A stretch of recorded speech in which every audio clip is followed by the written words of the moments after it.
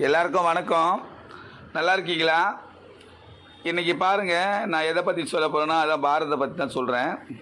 மகாபாரத போரில் குருஷேத்திர போர் முடிஞ்ச உடனே எல்லாரும் செத்து போயிட்டாங்க.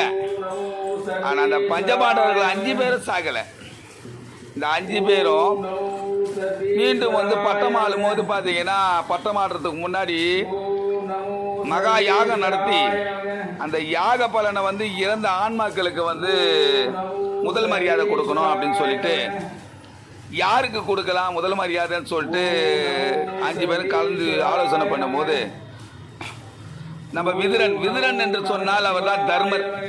அந்த தர்மன் என்ன சொல்றாரு, நம்ம குலத்திலேயே பெரியவர் யார் சொன்னா நம்ம தாத்தா பிதாமகர் பீஷ்மாச்சாரியர் தான், அவருக்கு நம்ம முதல் மரியாதை கொடுக்கலாம் அப்படின்னு சொல்றாரு. அப்போ பீமன் சொல்றான், ஏன் அவருக்கு கொடுக்கணும்? நம்ம பிள்ளைங்க தான் போர்க்களத்தில் உயிர் விட்டானுங்களே, அபிமன்யு உயிர் விட்டான், கடர் கஜன் ஏன் புள்ள உயிர் விட்டான், இவனுங்களுக்கெல்லாம் நம்ம முதல் மரியாதை கொடுப்போம் அப்படின்னு சொன்னான்.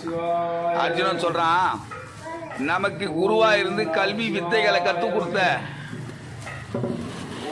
நம்ம குரு துரோணாச்சாரியாருக்கு நம்ம முதல் மரியாதை கொடுக்கலாமே அப்படின்னு அர்ஜுனன் சொல்றான்.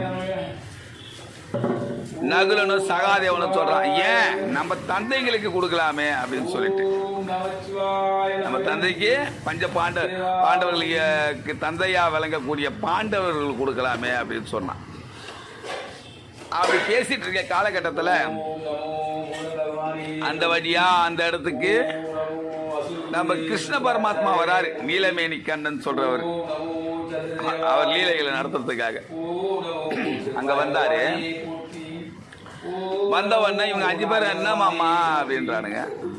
என்னடா பண்ணிட்டு இருக்கீங்க மாப்பிள்ளைங்களான்னு ஒரு கேட்க, இல்ல போர்க்களத்துல எல்லாரும் உயிர் விட்டாங்க, யாகம் வளர்த்தி முதல் மரியாதை கொடுக்கணும். அதான் முதல் மரியாதைனா தர்ப்பணமும் பிண்டமும் கொடுக்கறது தான் முதல் மரியாதை. இறந்தவங்களுக்கு முதல் மரியாதை செலுத்தணும். அப்ப யாருக்கு செலுத்தலாம் சொல்லும் போது, தர்மன் சொன்ன பீஷ்மாச்சாரியருக்கு செலுத்தணும் ஆமா, இல்ல அர்ஜுனன் சொன்ன குரு துரோணருக்கு செலுத்தலாமா, இல்ல பீமன் சொன்ன தன்னுடைய பிள்ளைங்களுக்கு கடர் கஜனுக்கோ இல்ல அபிமன்யுக்கோ கொடுக்கலாமா, இல்ல அவனுக்கு நகுலனோ சகாதேவன் சொன்னவங்களுக்கு கொடுக்கலாமா அப்படின்னு சொல்லிட்டு பேச்சுவார்த்தை நடக்கும்போது, அப்ப கண்ணன் சொல்றான், இவங்களுக்கெல்லாம் யாருக்கும் கொடுக்காத, உண்மையிலே உத்தமனான சகுனிக்கே அந்த முதல் மரியாதையை கொடுக்கணும் அப்படின்னு சொல்றான். முதல் மரியாதையை உத்தமனான சகுனிக்கு கொடுங்க அப்படின்னு சொல்லும் போது, இவனுக்கு பீமனுக்கு பயங்கர கோபம் வருது. டேய் மாமா, என்னடா சொல்ற, இந்த குருஷேத்திர போர் நடத்துறதுக்கு காரணமே அவன் தானடா, இந்த எல்லாரையும் அழிக்கிறதுக்கு காரணமே அவன் தானடா, பாஞ்சாலியின் துயிர் உரித்தானடா, அவனுக்கு போய் கொடுக்க சொல்றியடா அப்படின்னு சொல்லிட்டு பயங்கர கோவப்படுறான் பீமன். அர்ஜுனனும் கோவப்படுறான், ஏமாமா இந்த மாதிரி பண்ற நீ, அவனாலதான் எல்லா பிரச்சனைட்டு. ஆனா விதுரன், தர்மன் ஆகிய விதுரன் மட்டும் ஆலோசனை செஞ்சு யோசிச்சு, ஏமாமா நீங்க சகுனிக்கு கொடுக்க சொல்றீங்க, சொன்னீங்கன்னா ஏதோ ஒரு காரணம் நடக்கும், ஆனால் இருந்தாலும் அதை என்னால் ஏற்றுக்க முடியல அப்படின்னு சொல்கிறான். அப்போ கண்ணன் கேட்குறான், இவனுங்க 4 பேரும் ஏற்றுக்கலாம் போகலாம், விதுரா நீ ஏற்றுக்கலையடா அப்படின்றான். எனக்கு கண்ணனுக்கு பயங்கர கோபம் வருது.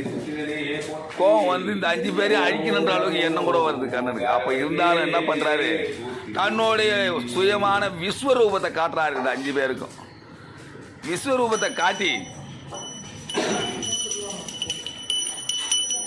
என்ன நடந்தது பாருங்கடா, இந்த குருஷேத்திர போர் நடக்கிறதுக்கு காரணம் சகுனி இல்லடா, உங்களோட தாத்தாவா பீஷ்மாச்சாரியார் தான்டா காரணம்.